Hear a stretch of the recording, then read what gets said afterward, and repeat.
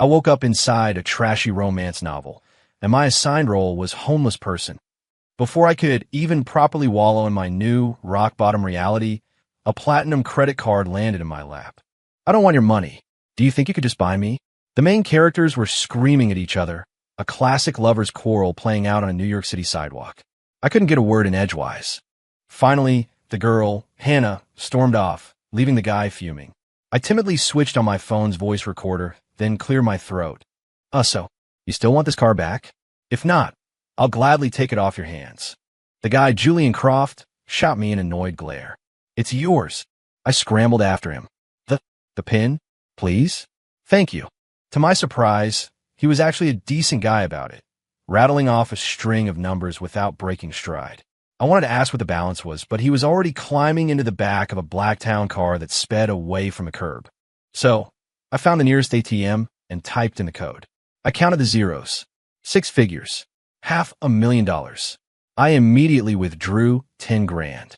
First stop, Bloomingdale's for a new outfit and the latest iPhone. Next, I checked into a suite at the plaza, took the best shower of my life, and passed out in a king-size bed.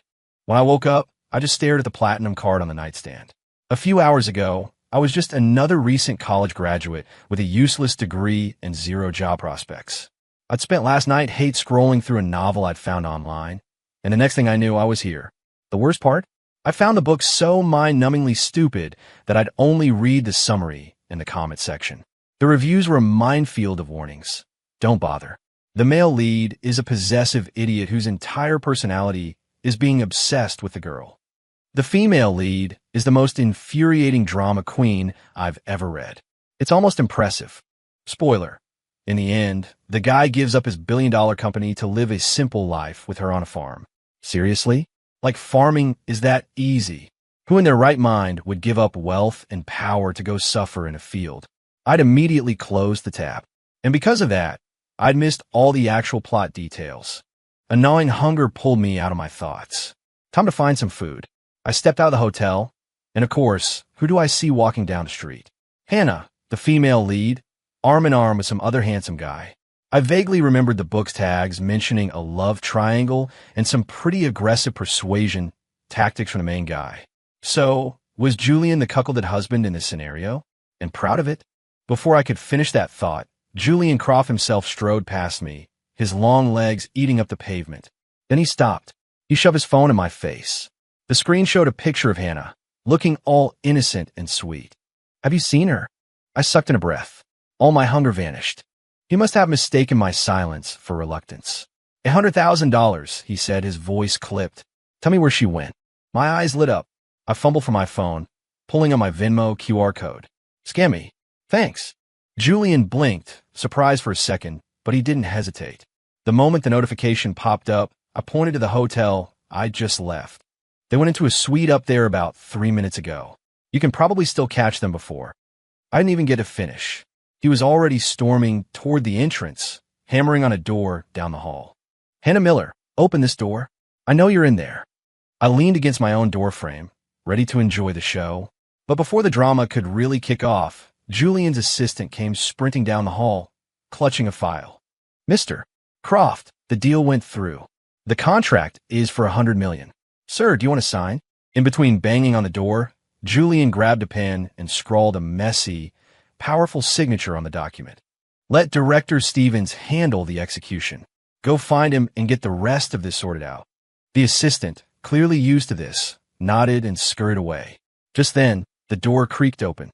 The other guy stood there, a towel wrapped around his waist, his hair dripping wet. Julian, Hannah doesn't want to see you. His tone was challenging, and his abs were immaculate. He was being very generous with the view, but I didn't have time to appreciate it. I took off after Julian's assistant. I managed to catch the same elevator. Glancing over, I saw the project name on the contract. Just as I thought, something about ecological restoration. I knew that field. I had a shiny new degree in environmental engineering, a field notorious for being a career black hole. But here, maybe it was my golden ticket. After grabbing a quick dinner, I Googled Julian Croft Company, Croft Industries, and found the details of the project. I think I knew what I had to do. A week later, I acquired a tiny consulting firm based out of Hannah Miller's hometown. It was owned by her uncle, The first thing I did was pivot the company's focus to environmental consulting and promote her uncle, Mark Peterson, to manager. That's right, sweetie, I got a promotion and a raise. Mark's cheerful voice came through the phone. I nodded, satisfied. Just then, the firm's former owner called me. So, when are you planning to pay the final installment? I've got bills to pay, you know. What's the rush? I said breezily. The contract says 30 days. Look, I just don't get it. Why does a young woman like you want to buy my little company? It's not exactly a cash cow. He was an honest guy. I chuckled, just trying my hand at being the boss. Maybe it was the easy money Julian had given me, or maybe it was the trauma of graduating into unemployment. Either way, I wanted a taste of running the show. After hanging up, I called Mark in my new, albeit small, office. There's a project I want you to look into, I said, sliding a folder across the desk. This is your first big assignment as manager. I don't care what it takes. I want you to land it. Mark picked it up, his eyes widening. We're going to partner with them? Aren't they the biggest corporation in the country? I leaned back, trying to sound more confident than I felt. You got to think big. Why else would I have hired you? I made you manager because you've got grit, a real can-do attitude. Don't let me down. He looked skeptical, but he took the folder and left. I spent the next week personally drafting a killer proposal. When Croft Industries officially opened the bidding process, I called Mark. Boss, I'm sorry. I can't do this, he said, his voice full of defeat. They don't want to work with a no-name firm like ours. I tried to offer the guy a coffee, and he practically threw it back in my face. That was the old owner's playbook. It wasn't going to fly with a corporate giant. I didn't say anything. I just packed up my proposal, grabbed the contract, and flew to New York to meet him. Then, the two of us staked out Julian Croft's mansion in the Hamptons. The moment he appeared, I rushed forward with the proposal. We were immediately intercepted by his bodyguards. Hannah! Mark's shout cut through the air. Julian froze. The bodyguards loosened their grip. Just then, Hannah herself darted out of the house and back inside, wearing nothing but one of Julian's dress shirts, her long, pale legs a flash of white. After that, she didn't dare come back out. Julian was in front of us in 3 long strides. Who are you? I grabbed Mark, quickly introduced myself, and handed over my business card and the proposal. But Mark wrenched his arm free and stormed toward the front door. Hannah Miller, I saw you. What are you doing in there? Silence. Mark yelled again. You get out here right now. If you don't, I'll break your legs. Julian's face darkened as he looked at me. I gave him a helpless shrug. Beats me. He's a manager of my company. We're genuinely interested in the new eco-restoration project, Mr. Croft. If you just take a look at our proposal. Before I could finish, Hannah came out. She was fully dressed now, standing in front of her uncle with her head bowed. I nodded to myself, satisfied. The novel's summary hadn't lied. Hannah had been abandoned by her parents and raised by her uncle. She listened to him, and only him. Uncle Mark, let me explain, she pleaded, clutching his sleeve, her eyes welling up. My clothes just got wet, so I came to Mr. Croft's house to change. She then shot a desperate, pleading look at Julian. Mark looked utterly confused. Julian finally spoke. Uncle, why don't we discuss the project back at my office? I quickly grabbed Mark's arm. Yes, let's go to the office. Come on, don't you want that bonus? And just like that, Mark and I were escorted into Julian Croft's office. It was enormous, understated luxury, with everything you could possibly imagine. I want an office like this one day. Have we met before? Julian asked suddenly. I touched my face. Have we? Maybe you're mistaken, Mr. Croft. Or have you ever been to Columbus? He dropped the subject and started reading my proposal. When he finished, he made a quick call to his assistant. And just like that, my tiny, glorified shed of a company had made the shortlist. On the way back, Mark was still lost in thought. If you're worried, you should just call her and ask, I suggested, knowing full well Hannah would never tell him the truth. She and Julian had gotten married when they were 20, but she was so insecure and prone to drama that she demanded a divorce. Now, they were in the he grovels to win her back phase of the story. Apparently, their physical life was fantastic, which was why even when Hannah was technically dating other people, Julian was still the only man in her bed. Of course, her uncle knew none of this. That didn't stop him from calling her. A few minutes later, she showed up with the other guy in tow, trying to prove there was nothing going on between her and Julian. Her uncle was completely won over by the new boyfriend. See, this is what a girl needs. A normal man, to get married and have kids with. We can't be reaching for stars that are out of our league. Ouch. I was starting to see where Hannah's inferiority complex came from. Just then, Hannah pulled me aside. Well, my uncle went to see Julian. Mr. Croft. What was it about? I told her about the project. He probably only gave us a chance because of you. The color drained from her face. Can you back out of the deal? She asked, looking pained. What was she talking about? The contract was worth $5 million. Even after subcontracting most of the work, I stood to make at least $2 million. There was no way I was backing out. I don't want him to look down on me, she whispered. But this has nothing to do with him looking down on you. I mean, he might have given us a look because of you, but my proposal wasn't that bad, was it? Hannah's eyes were red as she grabbed my hand. How much? I'll pay you. Just drop the project. She looked so sincere. I felt a little torn. The contract is for $5 million. Are you offering to pay me $5 million? If she was, I'd happily walk away. As much as I wanted the experience, as much as I wanted to build something of my own. Money was money. Hannah pulled a credit card from her purse. I couldn't help myself. That card. Julian gave you that one too, didn't he? She snatched her hand back like she'd been burned, her expression turning to agony. Yes, it's his money. Everything is his. Fat tears started rolling down her cheeks. I panicked, wanting to slap myself. I glanced around nervously, praying that the CEO himself wouldn't show up. But of course there he was, walking toward us. As Julian got closer, I frantically tried to wipe Hannah's tears away. Hey, don't cry, please. You're going to get me bankrupted. I've read enough of these stories to know how this goes. One wrong move, and it's call my lawyer, ruin her life. But her tears wouldn't stop. In a moment of sheer desperation, I did the only thing I could think of. I started crying too, but louder. Miss Miller, you're right. We'll drop the project. Forget the money. As long as you're happy. Please, just be happy. I was putting it all on the line. Hannah looked up at me, stunned. But I can't let you take a loss like that. You've already put in so much work. I was sweating. I really didn't want to go bankrupt. In a flash, Julian was there. He only had eyes for Hannah. He swept her up into his arms and started to walk away. The other guy stood there, his face red with fury, while Mark was just dumbfounded. Hannah started to struggle, and then I heard Julian's gruff, domineering voice. Stop fighting me, or I'll kiss you right here. I clapped my hands over my ears. Was I really supposed to be hearing this? Mark ran up to me. What's going on? I glanced at the other guy, then back at him. I think Miss Miller twisted her ankle. Yeah, that's it. She twisted her ankle. I managed to convince myself. He and the other guys seemed to buy it, too. I hadn't even made it to the train station before Julian's assistant called. I apologize, but Mr. Croft has decided not to move forward with the project. However, he is offering you a generous compensation package for the breach of contract. He will also act as an official backer for your company. There's a major bid at the end of the month. Croft Industries would like to partner with you, with your firm taking the lead. This was huge. I had to physically pinch my lips together to keep from laughing out loud. Croft Industries, partnering with us and letting us take the lead? This was a lottery win. I'd take it. As soon as I hung up, the wire transfer for the contract termination hit my account. I counted the zeros. $2 million. So this was the magic of being a romance novel CEO. I literally did nothing. Nothing. Boss, are you feeling okay? Mark was looking at me, puzzled. I hadn't managed to wipe the grin off my face. He just stared. What's with you? Nothing. Just keep up the good work, Mark. You've got a bright future ahead of you.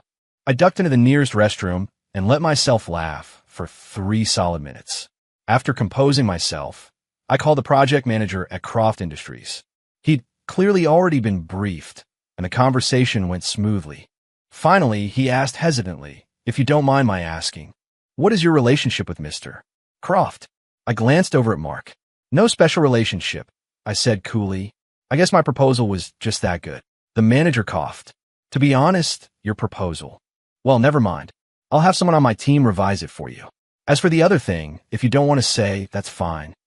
As expected from the top firm in the country, their efficiency was terrifying. By the time I got home, the revised proposal was in my inbox. The email politely said they had made a few minor adjustments. In reality, they had rewritten the entire thing. The only parts they'd kept were my punctuation. A painful memory surfaced. When I submitted my senior thesis, my professor had told me, "Excellent work. All the periods are in the right places." I forced a smile and typed back a reply. "My apologies. It was written by one of our new college interns. I'll have a word with her." The three dots indicating he was typing appeared and disappeared for a while. Finally, a passive-aggressive message came through. "That's odd. Mr. Peterson said you stayed up all night writing it yourself. He must have been mistaken. Whatever. I wasn't going to let it get to me. Instead, I studied their version, reading it twice that night, memorizing the structure and flow. The next morning, I sent it out to my entire team with the subject line, required reading. A month later, we won the bid.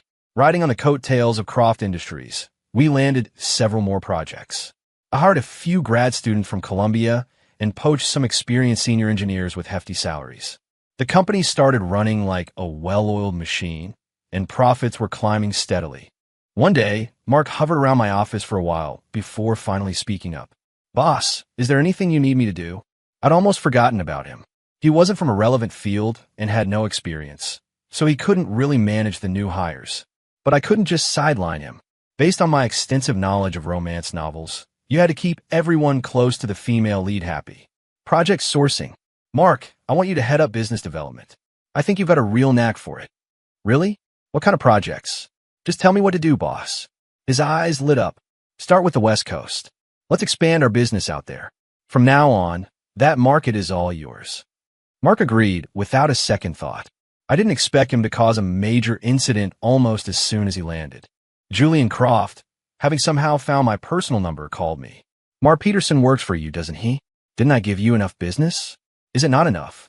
I was taken aback. "Well, the company is growing," I said honestly. "We have more mouths to feed. Tell him to come back. Tell him to stay away from Hannah, and I'll give you the projects myself." How does an annual $10 million contract sound? If you put it that way, how could I refuse? I agreed immediately and called Mark. "Things are crazy busy here. I need you back in the office to help out. We'll put the West Coast expansion on hold for now." He was a responsible guy. He was back in the office the next day.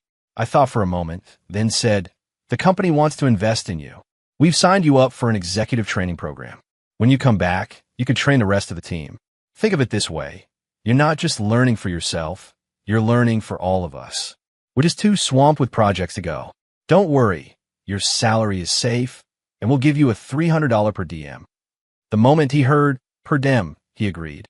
That afternoon, the new contract from Croft Industries arrived. I called a quick meeting. The main point was simple.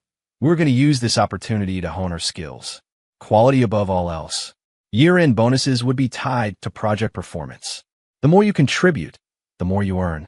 Everyone was suddenly buzzing, completely energized, and throwing themselves into their work. A year went by like that. Everyone on the team improved at an incredible rate. The recent grads were especially impressive. Quick learners, creative thinkers, always one step ahead. The feedback from Croft Industries got better and better, with fewer and fewer revisions on our proposals and reports. But then, disaster struck. Hannah Miller had moved back to her hometown, which meant she and Julian had broken up. And our contract renewal with Croft Industries for the next year hadn't been signed yet. I had even started modeling our company's business direction on theirs, hiring talent across various sectors. I had a whole team of people waiting for those projects. This was a huge problem. Just then, an invitation from Mark popped into my inbox. "My niece is getting married. If you have time, boss, you should come for the celebration." I stared at the names on the invitation, and my heart sank. To be honest, after a year of rapid growth, my company could stand on its own. We'd even made a bit of a name for ourselves. We'd be fine, as long as I hadn't just hired another batch of people in anticipation of the Croft contracts. The Croft projects were easy, profitable, and because Julian gave us special treatment, we were the client who got to act like the customer. Everyone in my company loved working on them. Then Julian's call came through. I answered it right in front of Mark. "Mr. Croft, Happy New Year." "Oh, Hannah?" "Yes, she's getting married in a few days." "What? You want to come to the wedding?" Of course. I'll text you the address right away." I knew the main characters would get back together eventually. I might as well be the one to facilitate it. So, I went to the wedding. It wasn't a huge affair, but the bride and groom were ridiculously good-looking. The other guy was a certified 10, and Hannah was, of course, stunning, though she didn't look particularly happy. Then a low-key but obviously expensive black car pulled up. Hannah, standing at the entrance in her wedding dress, froze. Her expression was a strange mix of joy and sorrow. She muttered an excuse and slipped away. Naturally, I followed her, my interest purely professional. For the sake of future collaboration, of course. They were arguing in a secluded corner. My heart started to pound. Then, in one swift move, Julian pulled Hannah into his arms. She struggled, but he held her fast. He found his moment and kissed her. After a few more seconds of resistance, she melted. My worries had been for nothing. Just as the groom started walking in our direction, I quickly stepped out and spoke loudly. "Have you seen Hannah? I'm her uncle's boss. I just wanted to come and wish her well." I glanced back toward the corner. They were gone. "I was just looking for her, too," the groom said politely. "The reception is that way. Thank you for your good wishes." He was a nice guy. It was a shame that in these novels, anyone who competes with the male lead for the girl ends up miserable. For instance, having your bride disappear on your wedding day. I felt a wave of relief, left a $1,000 check as a gift, and headed out. As fate would have it, my car was parked right next to Julian's. The two of them were in the front seats, locked in a passionate kiss. They hadn't even bothered to roll up the windows, so I felt no guilt in watching. "Ah," Hannah yelped, startled, her eyes wide with terror as she saw me. The dark intensity in Julian's eyes faded, replaced by annoyance. I gave him a friendly wave. "Just here for the wedding." Hearing that, Hannah's face flushed with guilt. The tears started to flow, no doubt thinking about the groom she'd left standing alone at the altar. Julian shot me a warning glare. I got into my car and said casually, "It's pretty obvious you two are meant for each other, though." That seemed to please him. He tapped a few times on his phone, and a $100,000 transfer hit my account. I accepted it immediately. I'd earned it. Honestly, my moral compass was usually pretty solid. I wasn't a fan of this whole make her suffer, then grovel for forgiveness trope. But if saying a few words could get the male lead to throw money at me, well, it was honest work. Thanks to the hard work of my team and me, we kicked off the new year with nearly $20 million in contracts from Croft Industries. I'd heard through the grapevine that this wasn't just Julian's doing anymore. We had earned the respect of his mid-level management. But Mark started moping around the office. One day, he slumped into a chair in my office, his face a mask of misery. "Boss, you're a young woman. Would you ever date someone whose life is on a completely different level from yours?" I got it. He knew about Hannah and Julian. "Depends on how different," I said. "Very, very different. And there's bad blood between them." "What kind of bad blood?" I put down the contract I was reading and picked up my mug, suddenly interested. Mark sighed. "It's not his fault, personally, but it happened at his company. If your parents died in an accident while working for his company, and the company refused to pay proper compensation, could you accept him?" "I don't have parents. In this world, I was an orphan. In my real one, I was as good as one." I couldn't relate. "But you said it yourself. It wasn't Julian's fault, right?" Mark's eyes widened. "How did you know I was talking about him?" "Please, you basically spelled it out." He sighed again. "Why can't she just find a nice, stable guy to marry? Why does she have to get involved with someone like that? How many of those rich guys are actually good people?" Back when her parents died, Croft Industries did not handle it well. Your opinion depends on which side of the table you're on. I wasn't about to get into that debate. Soon enough, this issue led to the biggest fight yet between the main characters. Mark couldn't get in touch with Hannah, so he came to me for help. This put me in a tough spot. While my company wasn't completely dependent on Croft Industries anymore, the huge, profitable projects they gave us were too good to pass up. I couldn't afford to offend the big boss, but I also couldn't just refuse Mark. So I went to Julian's mansion alone, under the guise of discussing business. Croft Industries had a new $3 billion project in the works that I was very interested in, even though a company my size had no business bidding on it. "You're here for Hannah, aren't you?" Julian asked. He looked exhausted. I put my proposal on the table and shook my head. "No, I'm here to talk about the new project. My company has a business development department, Miss Chun. Are you trying to use the back door? It wouldn't be the first time. Besides, my company is very competitive now. Won't you at least take a look, Mr. Croft?" He gave me a long, hard look, then picked up the proposal. As he flipped through it, his expression changed to one of shock. "You've improved a lot." So, He didn't know that the first proposal I gave him over a year ago was complete garbage. But he was a true CEO. He didn't even flinch. Are you interested in a position at Croft Industries? What? I thought I'd misheard him. He repeated himself. Division manager. $3 million a year, plus stock options and bonuses. It was incredibly tempting. But then I remembered the end of the novel. Following a guy who'd trade his entire empire for a girl was career suicide. He eventually sold the company to go live a simple life with Hannah. I was different. I wanted to climb to the top. I wanted the parents who abandoned me to see that the daughter they cast aside was someone they could never hope to reach. Julian didn't press me. He called his VP right there and put in a good word for my company. As I was leaving, he called out to me. Are you sure you're not here to see Hannah? If it's convenient for you, Mr. Croft, I'd be happy to see her. His eyes lit up. She's pregnant.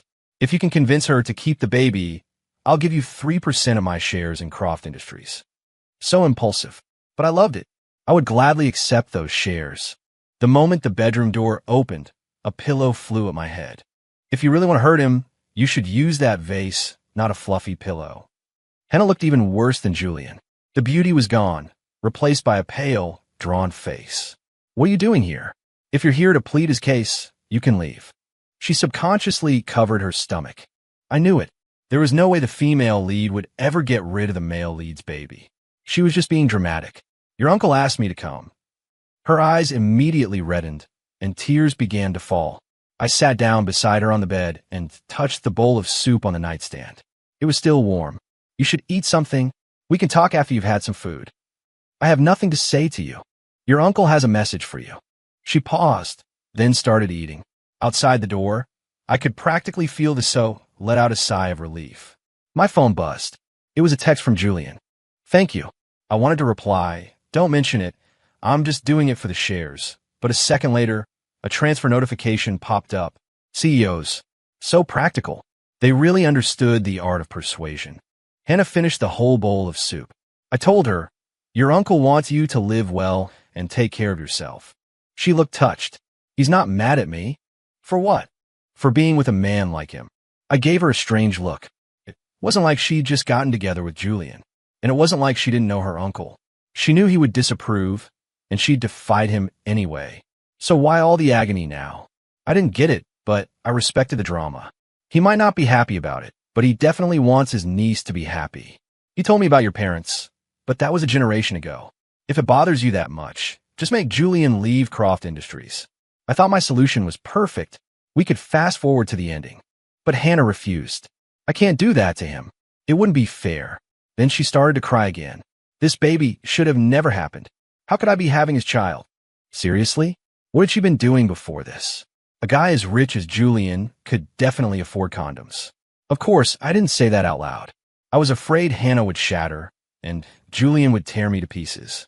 Hey, the baby is innocent, I said softly. Imagine how sad he would be if he knew his own mother didn't want him.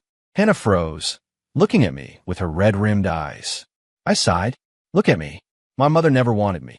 Her lips parted, her face filled with confusion. I told her my story. When my mom was pregnant, she was sure I was a boy. She was so excited. But when I was born a girl, she was so disappointed she never even held me. Later, when my dad had an affair, she blamed me for that, too. After they divorced, neither of them wanted me.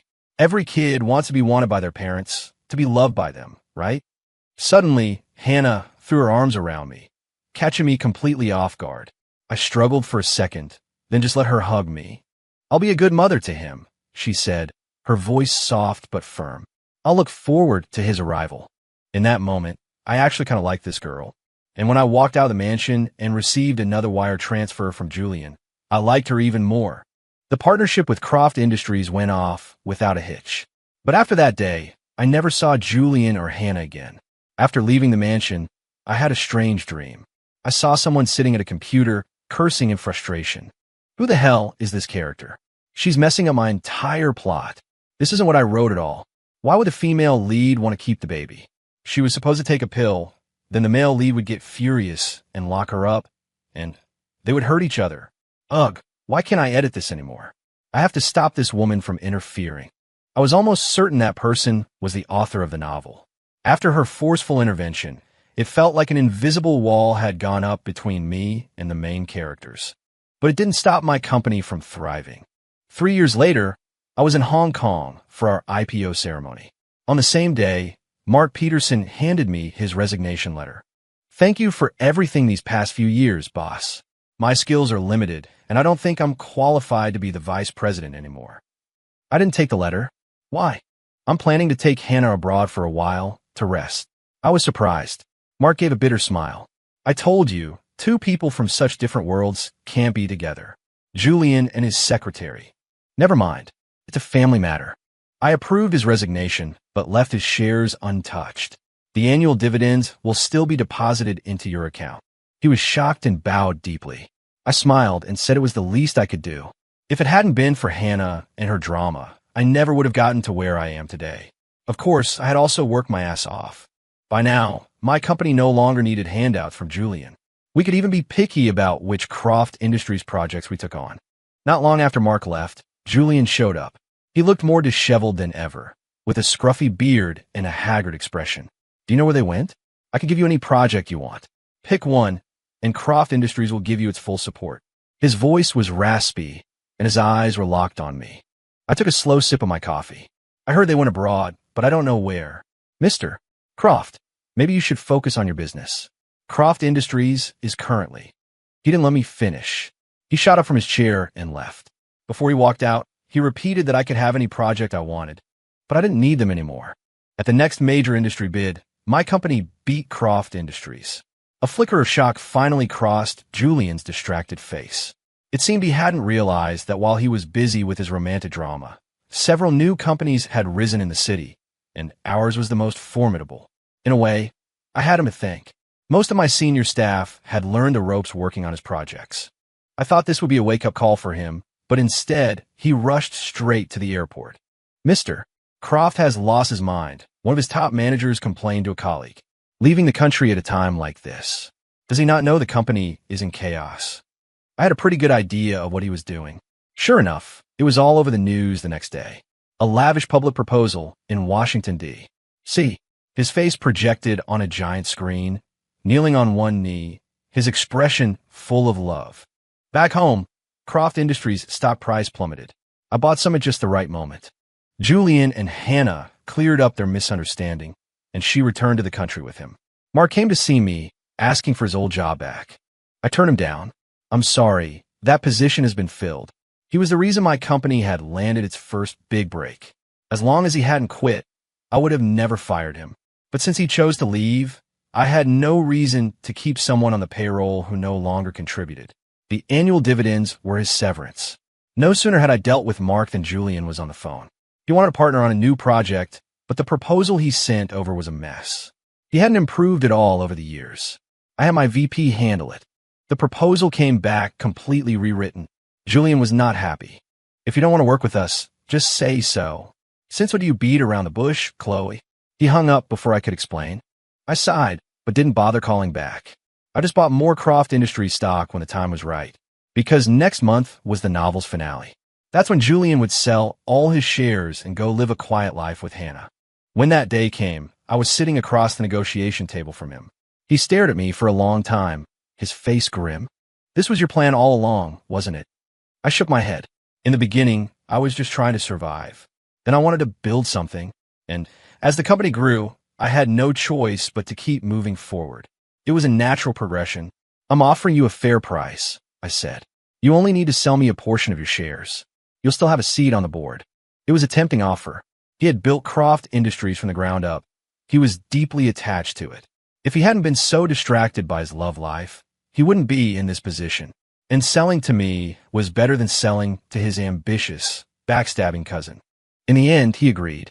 We signed the contract, and with the largest stake, I made my grand entrance into Croft Industries. I went to see Julian and Hannah off at the airport. They both looked strange. Hannah was clinging to him, the picture of blissful happiness, as if all her dreams had come true. But the smile on Julian's face seemed forced. He was staring at an advertisement on one of the large airport screens. That spot had always belonged to Croft Industries. Now, it was an ad for my company. Still, I wish them well. I hope you have a happy life together. Don't forget to invite me to the wedding. But but I never received an invitation. I thought maybe they'd just forgotten me, but it turned out they never got married at all. Julian came back alone. He came to see me, wanting to return to a working role at Croft Industries. But with his diminished shares, he had little power and needed my support. I asked him why. He gave a bitter smile. I want to take back what's mine. The light in his eyes was startlingly bright. In that moment, he was so sharp it was hard to look at him directly. Maybe that was the male lead's special power. And your wife? I don't have a wife. He looked down, a hint of sadness in his voice. The novel ended with them leaving the country to live happily ever after. But clearly, their story had continued, and it didn't seem very happy. Hannah and I broke up. We're not right for each other. She has the kids. I wasn't sure if this was a real breakup or just more romantic melodrama.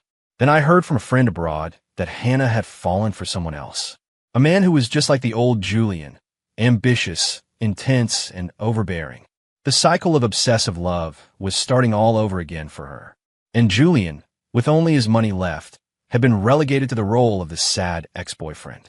I had to admit, the world of this novel was incredibly kind to its female lead, having one top-tier man after another fall at her feet. Not that I cared. I just saw Julian as a very sharp tool. He was capable and intelligent. He'd just been prioritizing the wrong things. So, I gave him a chance. Even if he eventually took back control of Croft Industries, I would walk away with an immense fortune. I would finally have true financial freedom. It was a shame I could never show off to the parents who abandoned me. I could never go back to my own world. But it was pretty good here. In a world the author created, everything outside the story was a blank slate. In a way, it was a whole new life,